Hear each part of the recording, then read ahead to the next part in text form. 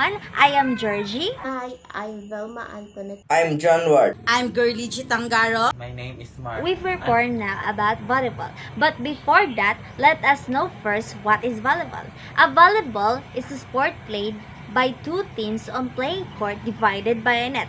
There are two types of volleyball, the team volleyball and beach volleyball.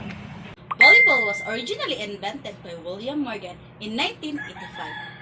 The name volleyball came about when a man named Alfred Halstead noticed how the game had a volleying nature. People started calling it volleyball from the name stuck. Here are some basic rules on how to play volleyball. Number 1. Only 6 players on the floor at any given time. 3 in front row and 3 in the back row. Number 2. Points are made on every serve for the winning team of rally. Number 3.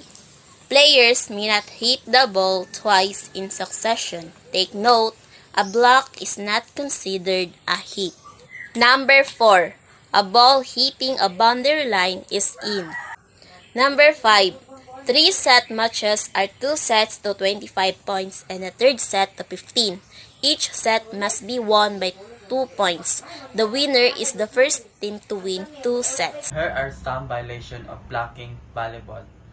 Number 1. Stepping across the service line while making contact with the ball. Number 2. Touching the net with any part of the body while the ball is in play. Number 3.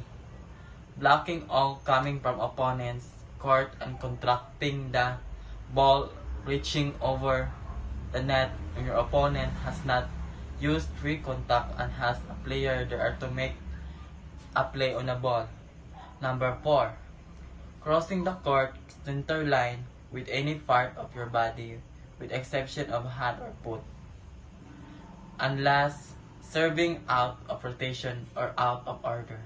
Volleyball gear: jersey, spandex, shoes, bob, headband, knee pads, and ball.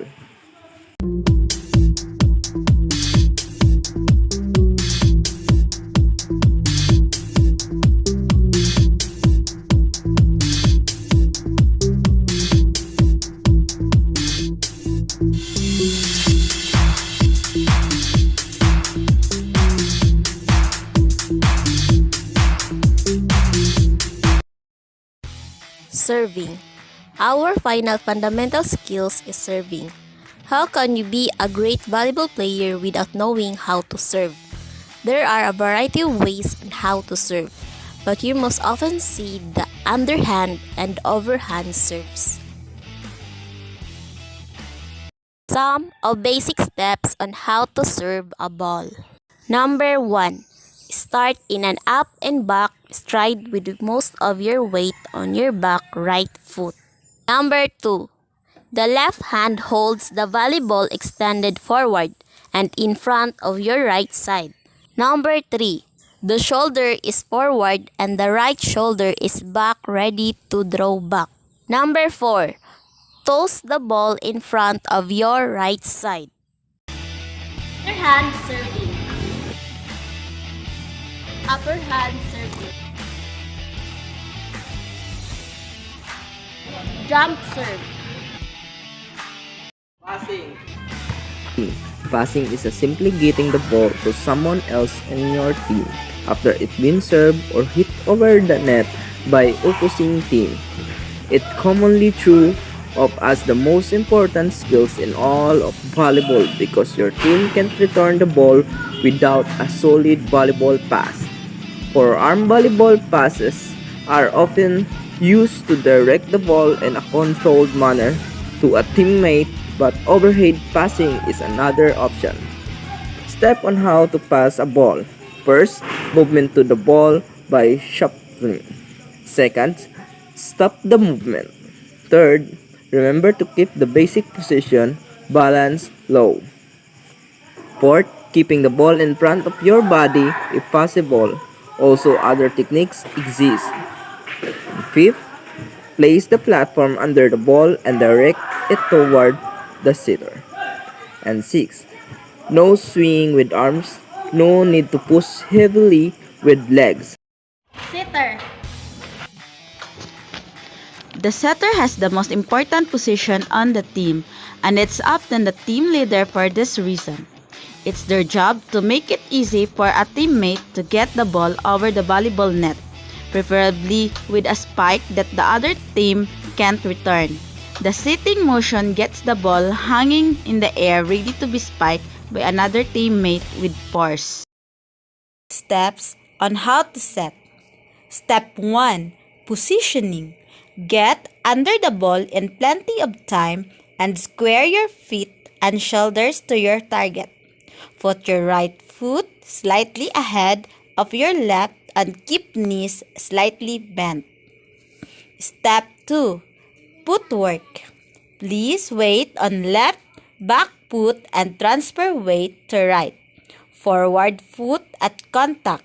The correct body position is with ball. Forehead and hips in a vertical line. Digging is a defensive maneuver in volleyball that can save your team from an offensive spike or attack. Your job is to keep the ball from hitting the floor, and you do that by diving and passing the ball in a fluid motion. Unlike a typical pass, you'll probably be trying to recover the ball from a step downward trajectory. This is another great skill to have, but isn't as important as passing, setting, or spiking. Steps on how to dig. First, anticipate and move to the ball. Second, get your forearm under the ball. Third, lean into the ball as you make contact. Fourth, dig the ball at the midline of your body if you can. And fifth, if you have to reach outside your body, extend and angle your arms in direction of the target. Blocking. Blocking is another important skill, although it's probably the most expendable of fundamental. Still, it adds a great dimension to the game, keeping the other team on their toes to speak.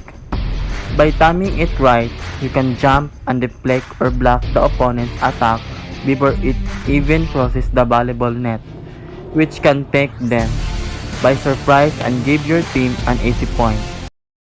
There are the basic steps on how to block a ball. Stay close to the net and keep their hands at the shoulder level with their palms facing the net. Number 2. Once the ball is set to a hitter, the blocker needs to follow the hitter and keep their eyes on them. Number 3. Wait opponent to jump immediately after the attacker's jump. Number 4. While up in the air, reach and stretch your hands over the net. And last, number 5. Make sure you angle your hands so that the ball will rebound off your hands and fall on the opponent's court instead of going out of bounds and coming onto your court. Spiking is the act of slamming the ball in downwards motion across the volleyball net to the other team's side of the court. When done well, spiking is very difficult to return, which is why it's an essential skill. A proper spike will help accumulate points quickly. The basic step on spiking a ball. First, keep your eye on the ball at all times to visualize when it's in the best position for a spike. Second, adjust your body and shift your weight to where the ball is in the air. If it's drifting to your left, you'll need to shift your body weight to the left in order to be ready to move that way. Yeah, she's got some nice long hair, and you know that she's a bad chick. All the boys stare, can't help it, it's a habit. Clothes that she wears, short skirt and a jacket. I just wanna get her all alone on a mattress. I just wanna have it, I just gotta have it. Rumors all around say her body is fantastic, all natural.